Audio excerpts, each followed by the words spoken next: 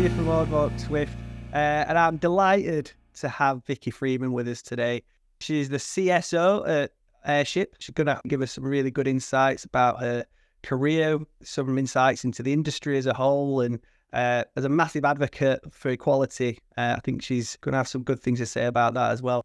You started off as a recruiter, got into the games industry with Team 17, started as TA, worked up to HR, brief stint at XR, and now you joined Airship, and that grew to CSO as well. Yeah, and then was invited into C-suite, which was a lovely surprise, but hopefully a reflection of what I offer and the graft, I suppose, because it's really difficult when you look at what scaling a company takes and different nuances that you have to look at and cover.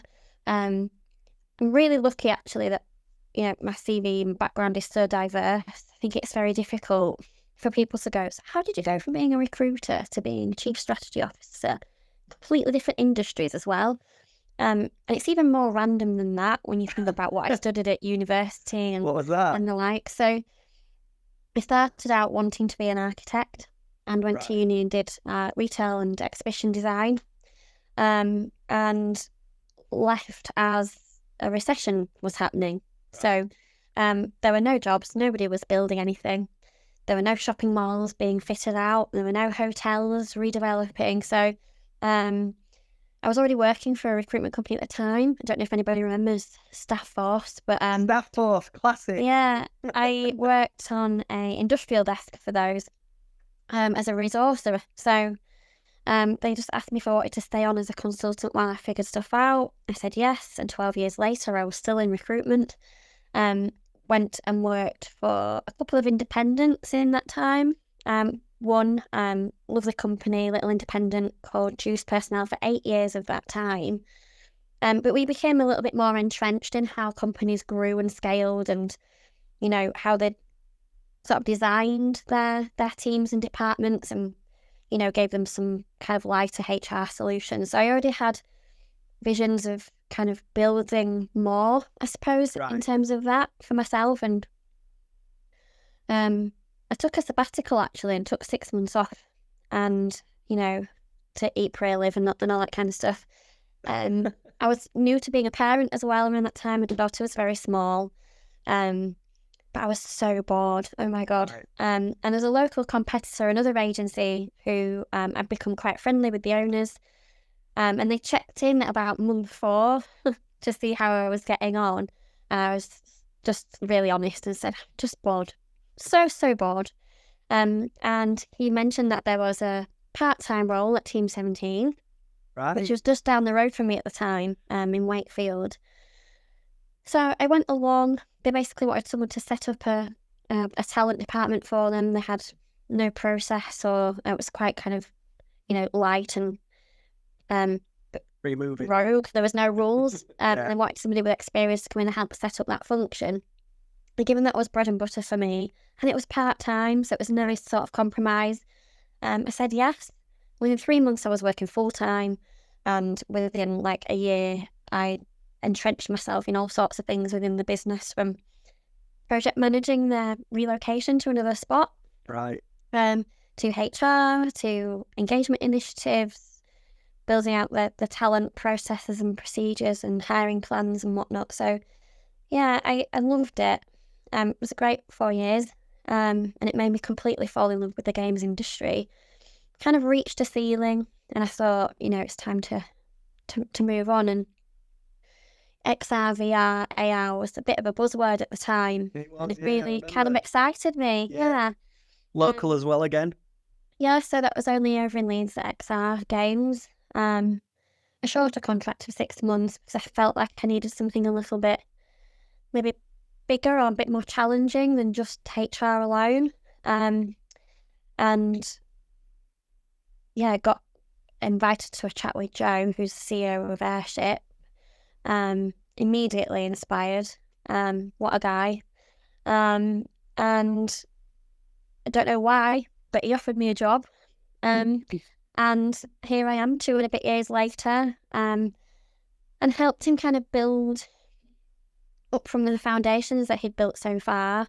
And I think because I know about talent and HR and operations, growth, scalability, I kind of knew all of the little parts of how to run a company, and I think that's really helped me help him in terms of build that vision.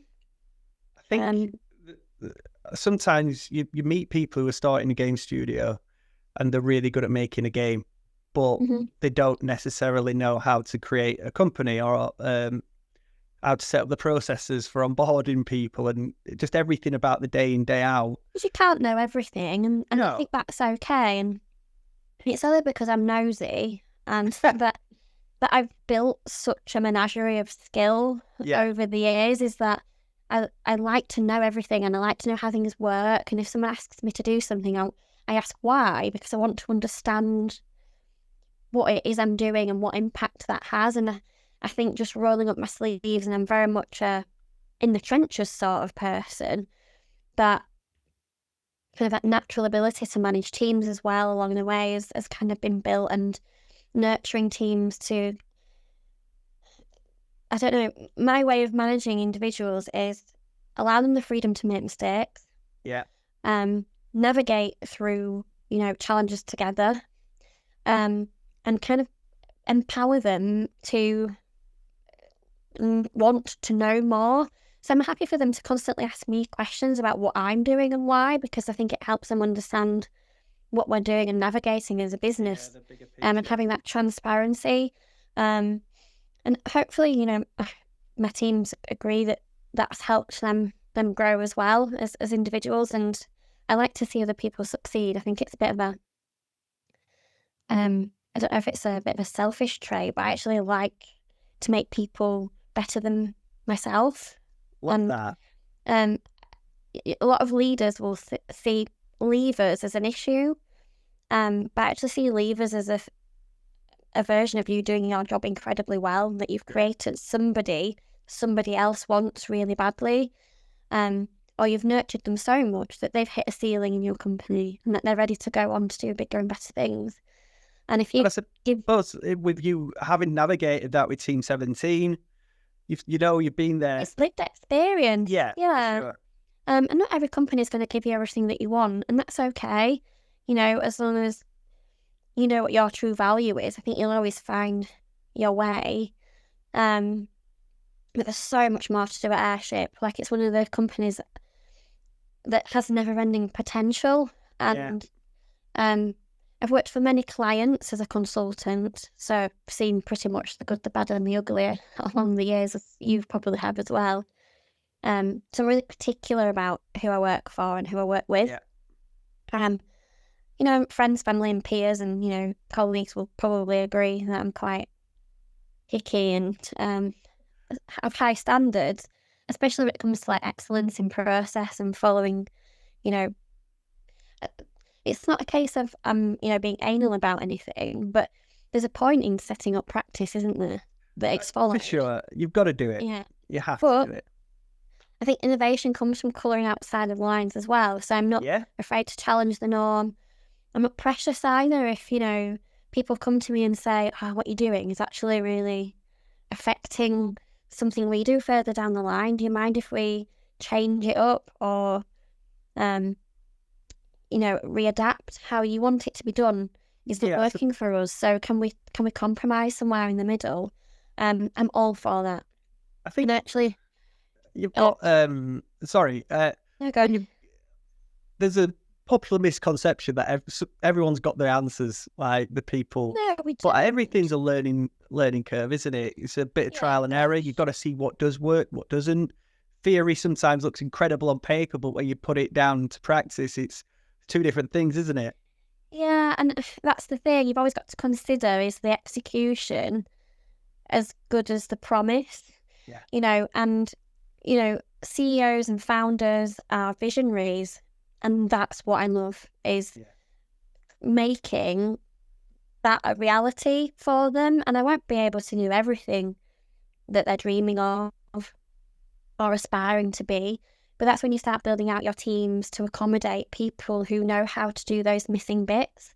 in our own knowledge. And it's admitting that you don't know everything, I think, when you're pushing boundaries and growing, is knowing that you physically, as a leader or one of the leaders of a business, don't have the encyclopedia of all encompassing knowledge of what to do next when something goes wrong or you reach a wall, an industry downturn. What do we do best to kind of accommodate the change that's happening around us? How do we get ahead of it? How do we,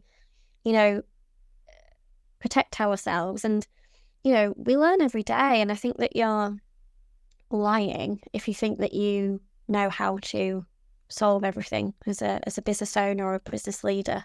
But people are a huge driver for me. And whether it's, listening to stuff that comes out of an engagement survey or helping them reach their goals, I think one of the main challenges is dealing with the upcoming generation who are so used to kind of instant gratification, helping educate them as to how you get from A to B. And it's actually quite the journey. It's not so much you ask and you get, I think, is a preconception that we tend to hear quite a bit. Your journey, though, your path to the point where you've come, I mean, first of all, it's inspirational, isn't it? You didn't know that you'd end on this path, but no, absolutely, when you've found the industry what you wanted to, you've gone for it, and you've become C-suite now, so that's incredible. That I think anyone starting off as a TA, that's aspirational for them. So that's something people want to mirror. It's through learning, though. Like, it hasn't been easy. It's come with tears, it's come with sacrifice, it's come with knowing my own weaknesses as well, and acknowledging that I'm gonna mess up sometimes as well. And dealing with clients for 12 years that you basically said yes boss, no boss, 3 bags full boss will find you this purple unicorn that doesn't exist. There you go. But I suppose that generational difference is where we're of a similar age and we're used to doing that, and doing it even though you might not think about it. The new generation question things a lot more. So I suppose managing that and understanding that and getting the best out of them, and you adapting to them as much as them adapting to you. It's teaching about compromise, I think. The next generation is coming, and we have to, agree to disagree that that's going to come with an amount of change that we're not used to. Technological advances, how quickly people want to progress, what their main motivators are isn't necessarily money anymore. Whereas probably in our generation, it was always kind of that rat race, wasn't it? Of every time you left a job, it was always for the money.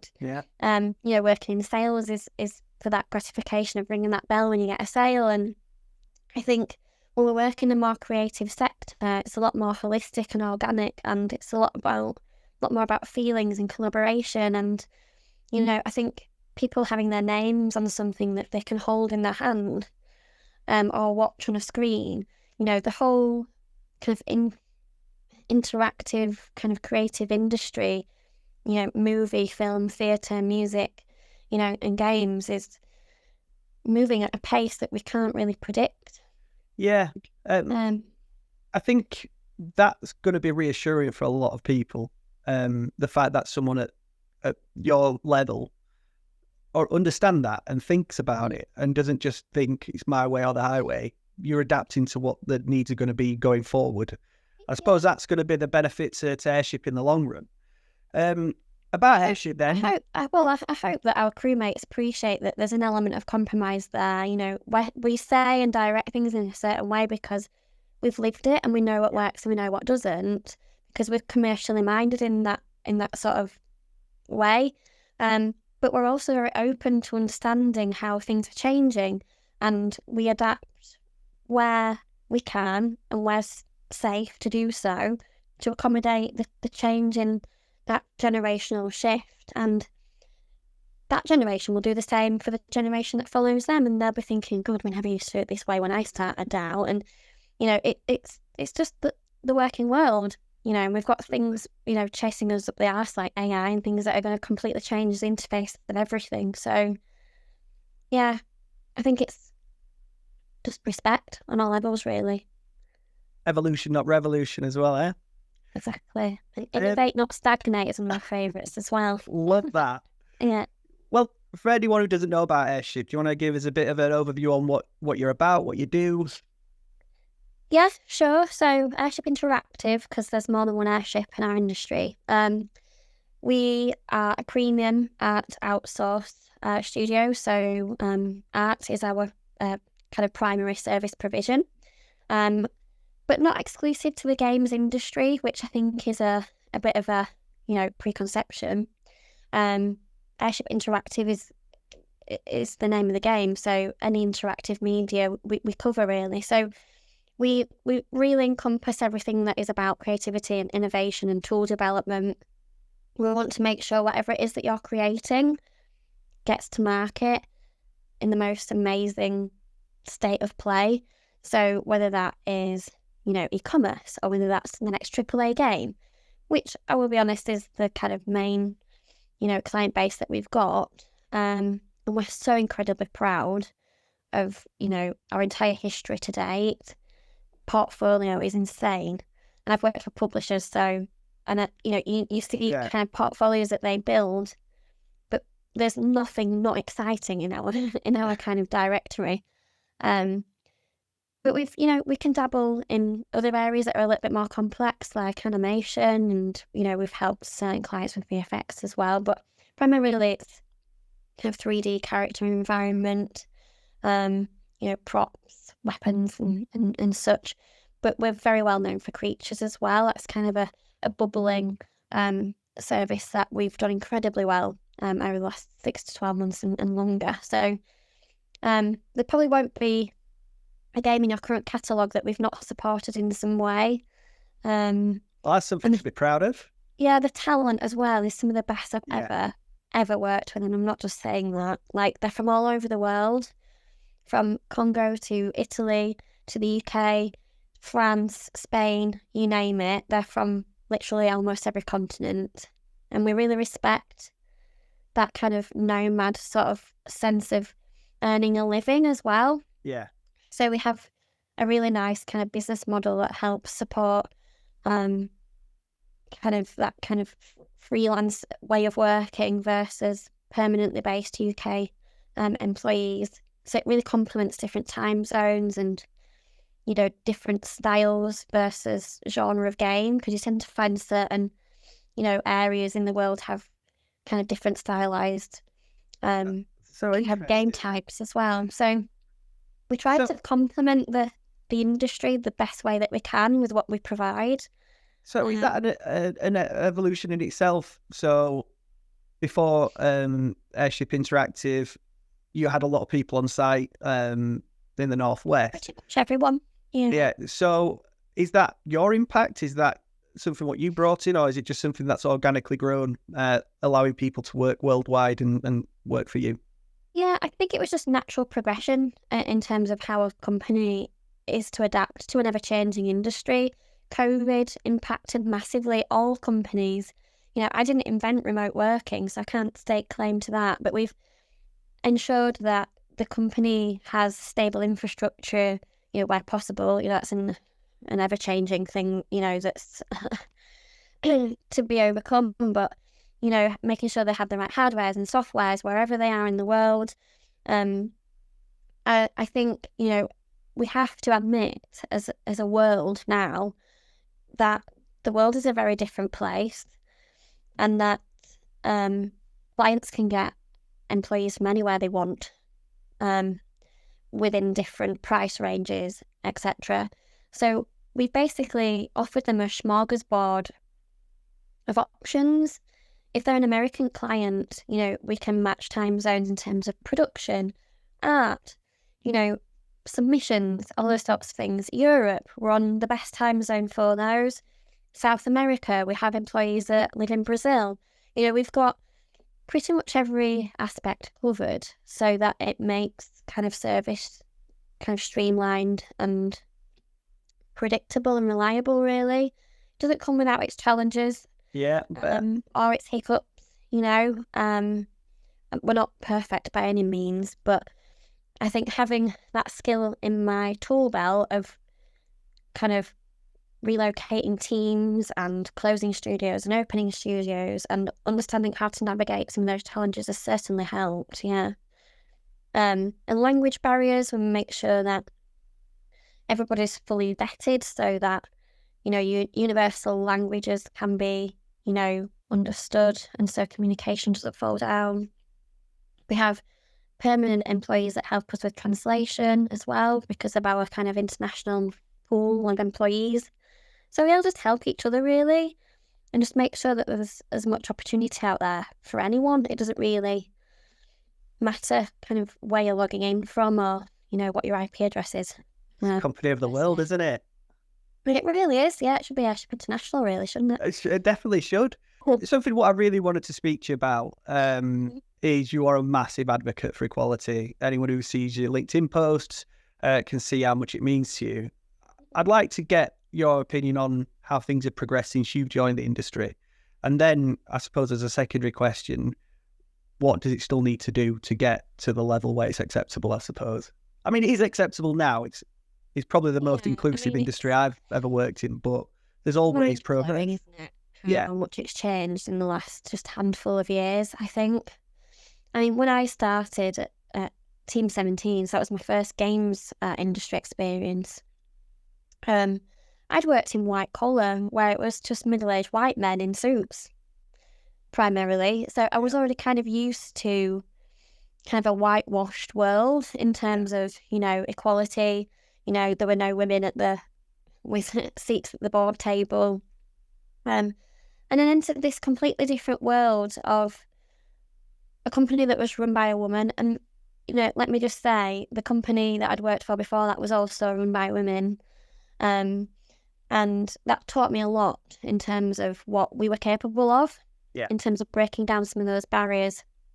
But knowing that it's not just about us, it's about all of the kind of minority groups as well, and that's what they're classed as. I absolutely hate that statement because they're not a minority to me. They're also individuals. They just belong to a smaller group that someone has ring-fenced with a name. But it just became important to me to acknowledge just the humanity in everything. And yes, I'm a feminist, but I'm not, anti-man. I just believe that being on my own side is beneficial, right? But I also, lift everybody up because I think it's important to acknowledge where talent lies. And, I think if you're an ally, you need to make your voice heard, really, and not be ashamed of the stigma that comes with supporting a minority group. When it comes to EDI, I don't over-promote because I think that creates subconscious bias and almost reverses the ideology of what you're trying to achieve. Hopefully, people that I've worked with over, the last 18, 19 years will know that I've always employed fairly. Doesn't matter who you are, it's who's right for the position at the time. I don't like kind of box-ticking exercises, but I've also, introduced processes where you try to remove that bias by removing names, by removing dates of birth, by removing photographs and things like that. Doesn't actually marginally change things that much. Well, I was gonna when you said that, because it's something which came up yesterday actually in the office. Another company thinking about it, and it was that conversation. What difference does it actually make? I think you do have I've experienced and I've been around people who have been biased to a name. So I think that does take that out of the equation, and someone's just looking at a resume for its qualities rather than letting anything cloud that judgment. But you say it doesn't make that much difference. When I looked at the results, because I did 2 different campaigns where we changed 4 different things, and no, I didn't see a massive marginal difference at all. What impact I did see was putting people on subconscious bias training instead. Right. So instead of changing the process, you change the mindset, and that's what really turned things around. Oh, so that was an internal thing that you did? Yeah, we had an external company, we had them kind of train on what subconscious bias means, and we all have bias. It's completely natural, whether you want to admit it or not. Sometimes you put things in a box and you push it right down until you believe it's gone. And you're not acknowledging it when you're making these biased decisions, but it still lives in you. And you almost kind of retrain your mind on how you think about things and how you analyze data and situations even.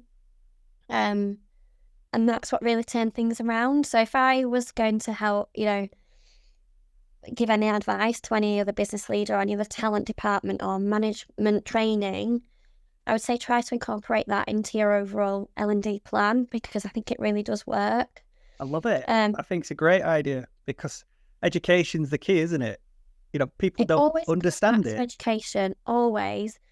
And I'm not scared of learning. I couldn't use my original degree, so I did, 2 others, and leadership and development, leadership and management, and HR in that kind of, glue that holds all of this knowledge together, because you need a subset of standards really to be able to then tell other people how to live their life and how to do their job. And I needed to understand why I was telling people to do these things. But there's a kind of a moral standing behind running a business, looking after people. It's not just about you anymore. It's about everybody else. Yeah. It's about your clients. It's about your employees. It's about all the third-party service providers that you use, whether it be an agency like yourself or an IT company or the cleaners that clean your offices at night. You become kind of responsible for this whole ecosystem around you. So I can really understand the pressures that business leaders are under. There's so much more goes on behind the curtains of Wizard of Oz than anybody really knows. Yeah. And I think I posted something about it actually on Mental Health Awareness Week. It's great to think about your employees, but no one ever speaks about the leaders and what they're going through. And it sounds really selfish and like, oh, well, it's fine for you. You get paid loads of money and, you have all these freedoms. I don't think I've ever felt less free, and I think, we forget that we're humans as well. Yeah. So we just try to promote that everybody's kind of equal ethos, in terms of that respect, kind of mentality, and that we provide platforms to be listened to. I think when you come into a company where there might have been a lot of change, or people have been fearful about speaking up or bringing suggestions to the table, people just stop doing it. Yeah. And then it takes a while for that trust to be rebuilt. And it's not through, bad management. It's not through any of that. It's kind of just historical legacy of not having that correct structure in place for people to feel as though it's a safe space. So that's something I'm really proud of, actually. I think Airship does a really good job of that now. We don't always have anything to say, so sometimes it can be a little bit quieter from SLT, but, I think when we do have something to say, we're happy to share, and I think we're happy to say, it's a struggle out there right now, but we're doing what we can to make sure that you're all safe and secure, or it might be something positive we're sharing, about the new HQ, or it might be about a new benefit that's coming through. And our benefits packages are all based around people actually want, again, and not just, like a tick list of stuff that doesn't really help them in any way in their daily lives. We're offering really great L&D programs and flexible working. We don't, force anybody to come on site. The new site will be great for people who live nearby and the more kind of nomadic, people who want to collaborate some days and not collaborate other days. And I think just having that, we hear you, we understand you, we know some of you are carers, we know some of you are parents, we know some of you are quite introvert and don't like extra noise, or for the neurodiverse, I come from a family where I have a sibling who's neurodiverse and have met so many wonderful people in this industry with similar, conditions. But I did have to calm my personality a little bit when I first came into games. There was kind of all sunshines and rainbows, and people would literally hide in the shadows. So I had to kind of really temper it down for a little bit until people got to know me and then came back out again. Yeah. I think that's really lovely. What everything you've gone through there. I've never even thought about the bias aspect. And just changing people and educating people it's lovely to hear that. You think and change, but yeah. But I think everyone's got the growth mindset somewhere. It's just making them realise it sometimes. Because it's generational, certain ways of describing, certain individuals, or, that kind of generational, those generational slights, that granddads and grandmas used to say, or mums and dads, it could be a geographical thing or a cultural thing. And it's kind of understanding, in certain countries and cultures and, subsets of individuals, don't like certain language use. And, it's actually, I don't know, developed over the years to become something else. And it's just, if you're educated and you understand something, I think people become a lot more respectful to each other, because I think bias is more a lack of understanding than anything else. Yeah, I agree. And a fear of the unknown, right? So yeah, you remove all that away, that barrier, and it doesn't exist anymore. Yeah, lots to think about there, Viki. But again, it is good that someone's thinking about it and that they are thinking like that. And just to finish off then, on this bit, obviously the industry's not been in its best place. A lot of people have been affected by it. So, I mean, have you got any words of wisdom, a bit of positivity, any advice for someone who might be looking for a job at the minute? I think depending on where you are in the world, I think America saw, I would say, like the brunt of all the layoffs because of the big, AAAs and publishers. And it made it sound like it was horrible everywhere. And I think it is quite dire for some companies, yeah. I would try to say that a lot of it is politicised as well, because, when people lay off, share prices go up and so forth. So it can be more than what initially meets the eye. Redundancies is always awful because it feels like such a personal attack. And it's okay to kind of mourn something that you've loved. And I think my advice is to be okay with feeling a bit shit about it for a bit, but know that you're in control now and that you know what you are capable of, what it is that you want, and what it is that you don't have to stand for anymore. Because the great thing about being released from a job is having the freedom to not put up with certain things that were just niggles at the time, but I think on reflection you think, oh, thank God I don't have to do that anymore. So my advice is to find any silver lining that you can initially. If it's a redundancy situation that you find yourself in, take a minute and then dust yourself off and put your own RFPs together. What do you want? What do you need? And what's a nice to have? And then appropriate where you kind of apply for jobs. Don't just kind of throw your CV out there and hope something sticks, because that is the worst line of attack. If you use an agency, use one. Don't use two. Yeah, use Advaxwit. If you are new to the industry, network. I cannot stress that enough. Your presence everywhere will not be missed. People will see you. People will see you trying. Try to adapt your portfolio as well for where you're applying. So if your portfolio as a grad, for instance, is quite vague and wide-reaching, you're not really honing in on one specific area. So try to show more examples of one thing if you're applying for a specific role. I'm really lucky that I've covered all aspects of game development, recruitment. So there's not really one piece of advice, is there, Dave, I suppose, for a cohort of newbies. I think it comes down to exactly what you were just saying there. Don't try and be everything for everyone. No, try and work out what you are and what you want to be and mix it up. And I've got to say, Viki, at the beginning you were talking about how process driven you are, and then you've just given everyone a process to follow to find a job. I love that. No, imagine what my husband has to put up with. But I think there's nothing wrong with having a plan. Like in my job title, my middle name is strategy, so that gives you an idea. Have a plan, but don't worry if it's a loose one. So, think of a plan of attack, not really what happens after that. You've got to have a driver behind you. You've got to have some sort of focus. So pick whatever that is for you. So whether that be the type of company it is that you want to go work for, figure that bit out first and then hone your application. Yeah. If it's a genre, then hone in on that and then hone your application.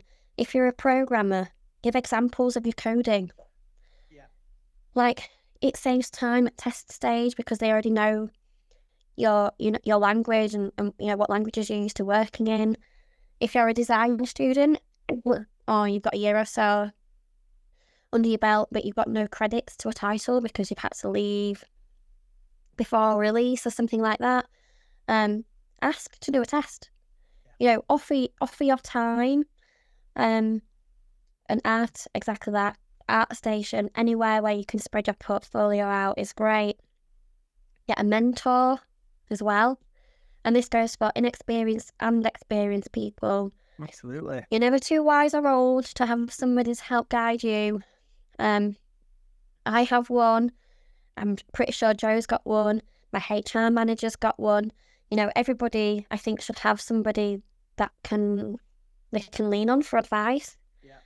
And I offer that support as well to my soundboarding session people. Every quarter, we get together and they run things by me and I offer advice about what I know about and etc.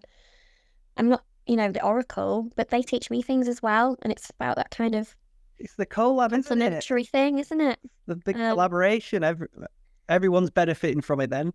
But just get out there, I think. Meet as many people as you can. There's loads of free events. There's loads of +1 tickets, so make friends. You'll get +1 invitations. There's loads of universities that ask for volunteers to help other grads, and that's how you get to meet other, studios that come and visit. There's loads of things that you can do. But yeah, it is tough, and I'm not going to pretend there isn't. There's so many very experienced people already on the market that you're competing against. So if you are new, or if you're a vet, I think if you're a vet, you're more likely to know exactly what it is that you do and don't want. Yeah. But if you're new, you've kind of got that kind of virginal, I don't know, sort of view on life, haven't you? You're not kind of... Not tainted by any doubts. Tainted by anything. Like yes, yeah. You have that kind of positive glow about you. And if you're unsure, ask someone. Yeah, definitely. Because there's lots of us out there that's willing to give advice, I'm sure. This industry's incredible for it. You see it time and time again.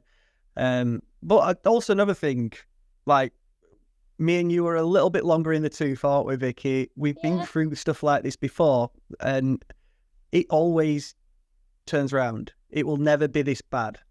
You think the industry is 3 decades old at best, really, from a commercial point of view?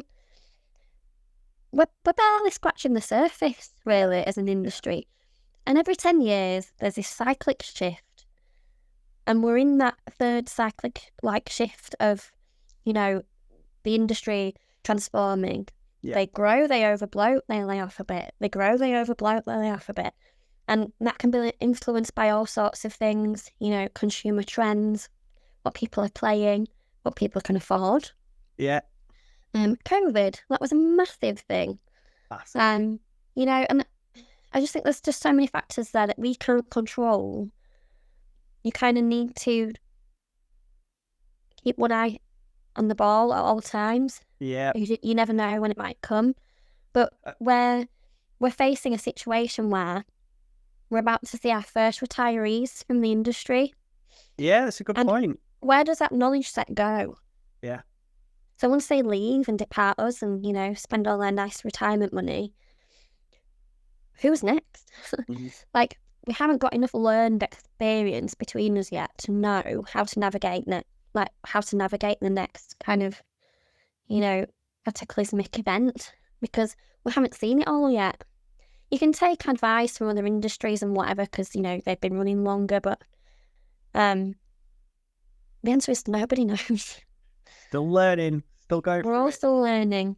And this is exactly why I wanted to speak to you, actually, Vicky, because, you know, like I said at the beginning, there's so much negativity, but seeing it from your perspective with your people background and your higher level experiences, the insights you've given, like there's a lot to digest and a lot to think about, but there's so much positive advice what you've just offered. And I hope so.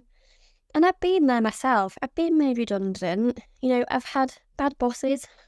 I've had jobs I've not liked. I've had jobs that I've really, really wanted and didn't get. Yeah. You know, that I'm saying this from a position of experience. I'm not in an ivory tower somewhere just spouting out, you know, what people think a leader should be saying. Yeah. Like, And that's clearly clearly comes through. it's tough. Yeah. And I've had to knock a few men out of the way as well, you know. Good. But it's hard and you have to graft. But if it's what you really want, it won't feel that way. It will just feel like you've earned it. And what a lovely way to finish. Couldn't have said it better myself. Thank you so much, Vicky, for your time. Mm-hmm. What's the most rewarding part of your job? I think I've already visited this in this session today, but I think it's seeing the people succeed. Yeah. I think giving them the tools and resources, but letting them find their own way to the end. Whether or not it's difficult and, you know, it's hard along the way, but watching them succeed in the end, I think, is definitely the most rewarding part for me. What advice would you give your younger self when they started in the industry? Pick your battles, I think. I've been known as all sorts of things in my career. Often a dog with a bone, and I sometimes think that if you are, you can be overly ambitious, you can be overly tenacious. So what is often deemed as a strength can also be a weakness. So I think I'd just be a bit more chill about stuff. Because that is the fight, isn't it, Vicky? Rome wasn't built in the day, was it? Tell me something positive about the games industry right now. The resilience. It is inspirational. People's ability to just face front on, I think, such challenge, and still smile at the end of every day, no matter what event you go to. People are saying, yeah, it's tough, but you know what? How much everybody rallies around to support each other. You know, you can be in your loneliest moment in this industry, but there's always someone's arm around your shoulder. And I think there's just no better industry that I've seen or been part of. I think, yeah, the resilience is pretty astounding. What's your favourite snack? Oh my God. So my production team, especially the production manager, knows how much I love snacks. I'm a celiac, so I do struggle with snacks. Although I'm the most rubbish celiac of all. You'll often see me snacking on a sandwich somewhere. Oh, I don't know. I'm a big lover of crisps. Yeah, I think. What flavour? Salt and vinegar of any description. I love that. Yeah.